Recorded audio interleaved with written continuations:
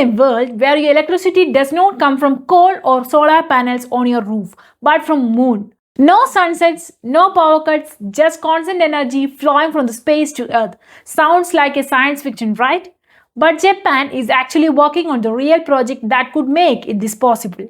And if it succeeds, it could change how India and the entire world produces electricity forever. This project is called Lunar Ring, a massive solar belt planned to wrap around the moon, stretching nearly 11,000 kilometers. The idea is simple but powerful. The moon receives sunlight almost continuously without clouds, pollution, or night interruptions. So instead of struggling with inconsistent solar power on Earth, why not capture energy where sunlight never stops? Here's where it gets more futuristic. The energy collected on moon won't stay there. It will be converted into microwaves or laser beams and sent directly back to Earth. Ground stations will receive this energy and convert it into electricity that can power cities, industries, and even your home. Basically, your future electricity bill might depend on what's happening in 3.8 kilometers away the space. Now think about this from an Indian perspective. Every summer we talk about power cuts, rising electricity demand and extreme heat waves. Renewable energy is growing, but it still depends on weather conditions.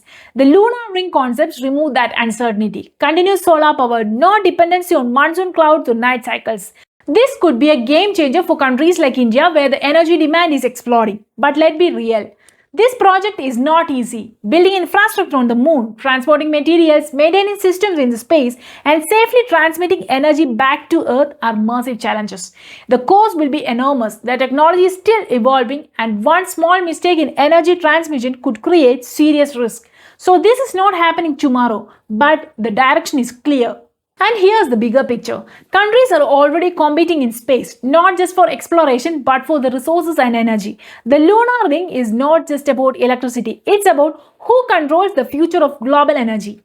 Today it's oil and gas. Tomorrow it could be the space-based solar power.